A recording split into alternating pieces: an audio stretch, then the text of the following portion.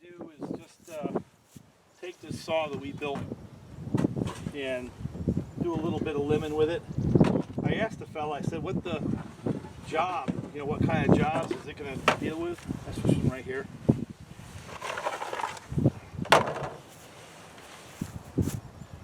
And he said it's a bucket saw, firewood saw, so it's not a felon saw, right? And this is the one that we just finished doing in the video. So what I want to do, and the definition of win for me is does it start and restart and basically do nice things versus be a pain in the neck to operate. So first things first, let's load it up with fuel and oil, and then we'll just give it a start. And, it's been sitting all night, so I don't know.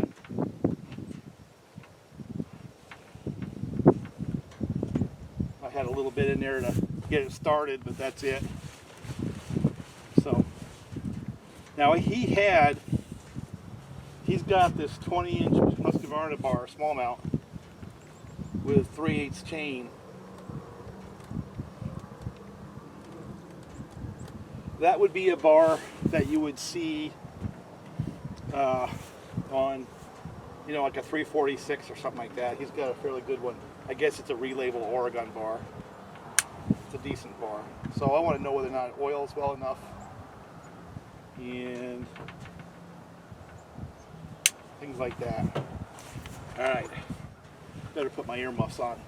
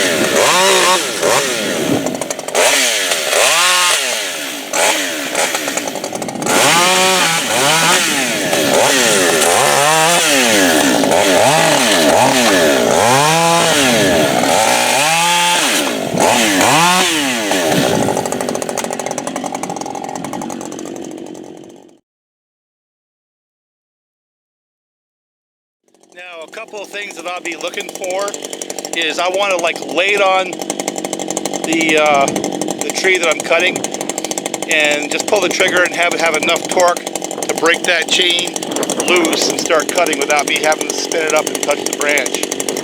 Now I understand that's not how you're going to work with it, but that's how I tell whether or not it's got the bottom end I'm looking for on a small saw. Obviously a big saw is going to do that, but this is a small saw.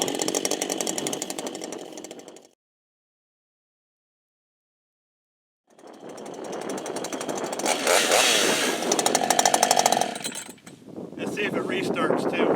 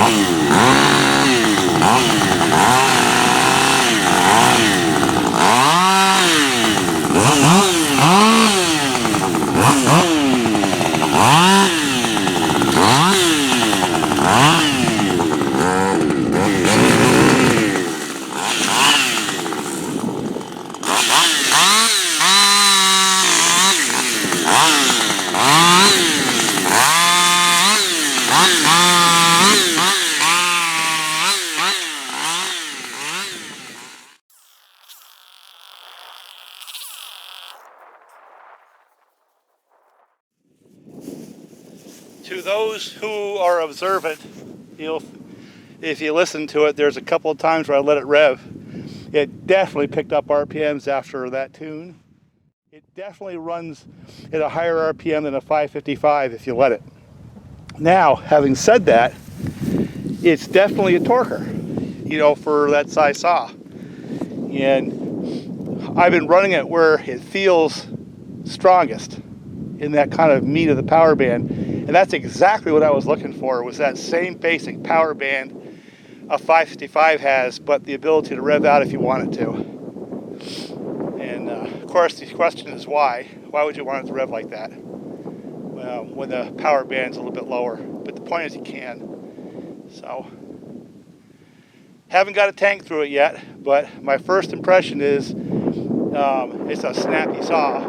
There is no hesitation. I don't know if you've noticed that, but on the throttle response, there's none. And that was the big issue with some of the EL46s. They'd bog. There's no bog in that saw, not at all. And that could be as much firmware as anything else. But it definitely has more punch in the bottom than a standard 565 does, and probably a 562 as well. You know, stock. We'll test that theory. And one of the reasons I go through this exercise before it goes out of my shop is if I had done something where, like, the wrist pin clip or something like that was going to pop out, it'd pop out right about now. So, you know, if the piston was going to cold seize or the ring gap was too small and it was going to stick in there, the catastrophic stuff like that, the flywheel wasn't put on properly, there's an air leak because I didn't tighten down a K-screw or intake manifold, those type of major things, I would have seen it by now. So that's why I do this, is I go through that effort to make sure when it leaves, I don't have any of those stupid things that are going to be catastrophic where a guy brings in a basket case after he just spent a few $100 to get it tweaked.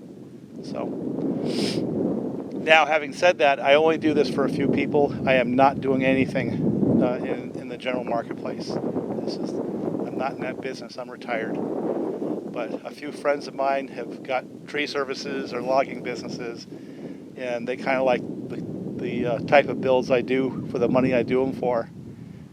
I'll do this. And what I'm showing you is not so much trying to sell the service, because that's not what I'm trying to do. For that matter, I don't want any people asking me to do this, please. But just if you start doing this stuff, you know, the kind of things you could do if you're working on those Huskies in order to, like, tune them up like I just did there, or heat cycle them so that it breaks in a little bit more easy.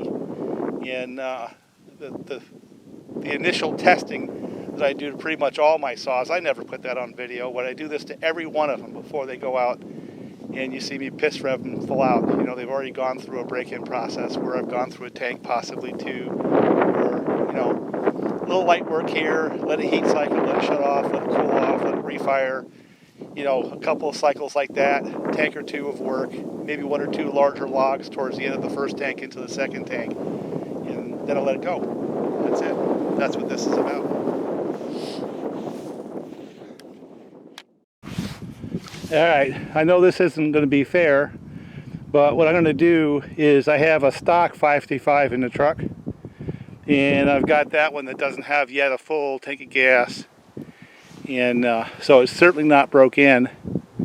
And it takes about 5 or 6 tanks for you to start feeling it break in, you know what I'm saying? And they really do pick up.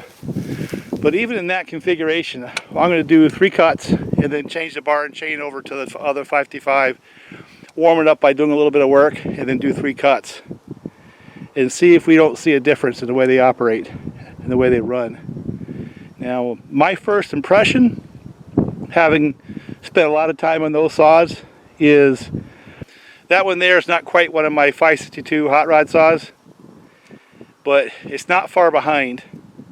And I would suspect that the 2 biggest pieces of the puzzle that are missing for that to be like my 562 HTSS saws is the air filter, because that really does matter. I mean, that really matters, and the stuffer crank. And but having said that, it pretty much does what I wanted it to do, in the fact that it feels like a bigger saw than it really is. And what I mean by that is you'll see. I mean, you can really lean on the saw. In the 555, yeah, you can, but you can't lean on it quite as hard as you can this one. So there's definitely a change in performance. So let's see if we can document that with a camera. Now that chain is not the best, but it really doesn't matter because I'm going to change the bar and chain from one saw to the next. So it really does not matter how good that chain is. What does matter is how one saw runs relative to the other one. You know what I'm saying? So let's just see what we have.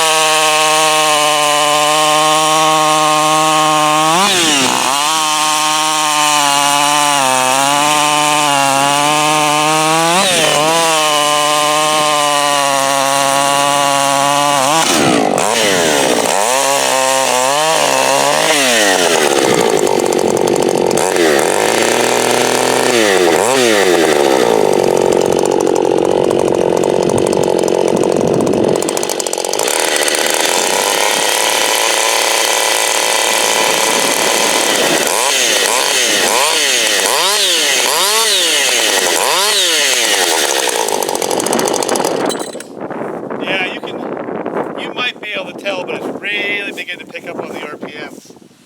So let me change the bar and chain over to the other saw. Alright, if you can look and see the gas window, we have used less than a quarter tank. And so this is really not fair. I need to go through at least a tank of gas to let the thing seat in before it gives it a true representation. But to those observant ones, when I first was piss revving it, it would get to about maybe 12.5, 13. But by the time I got through this quarter to a half tank of gas, it was already hitting up around 14,000. So it's a moving target right now. It's definitely in the breaking in process. But even so, what it does have a nice punch at the bottom end. And that's what I kind of designed this build to be. You know, make a 60cc saw feel more like a 65 or 70cc saw. And the actual setup of this saw, what I would suggest this fella do is go up to an 8.2 sprocket and then put like an 18-inch or a 16-inch bar on it and take advantage of the revving as well. And then you have a heck of a good living saw. We'll get into that later. I'm going to fire up this other 55. I haven't run it a little bit, so I'm going to go cut a little bit on that tree there and then come back and do a couple of cuts.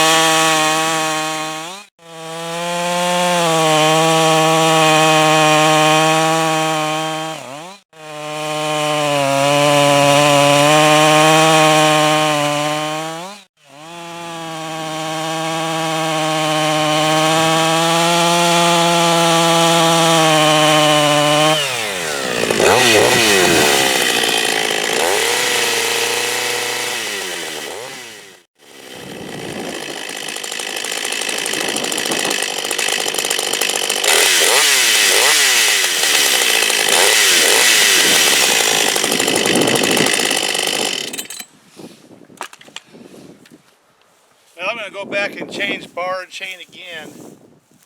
I really don't know what to think on that. The built saw feels snappier to me, but you know, in terms of power, that 525 has good low end power stock. I think the only thing that one has is a slightly increased compression ratio, Hilltop saw shop style. But other than that, it's pretty much stock, no porting or anything. So I don't know. I'll have to go back and look at the header to see the difference. I'm going to swap the bar and chain back and then do another couple of tests. Alright, what I'm going to do now is just fire that other one up again. The one that I just finished building and has like a quarter of a tank on it. And like I said, it's going to really change how it runs in the next couple of tanks of gas. So this really isn't a true representation, but it, you know, what it does do, it tells me where the saw is going in terms of how it'll break in. So you basically get the same thing you get with a 525 in the bottom end, but you get the extra RPMs. So if a person wants to limb in, I would put like I said, I'd put a A2 sprocket in that thing and you get some chain speed. It's got the power to pull it and it's got some serious RPMs. And we'll see how it, we'll see how it turns out. It's going to go to the fellow tomorrow probably, and they'll run it for a couple of weeks and come back and do an update and see how it turned out. My hunch is it's going to be a different saw after about 10 tanks.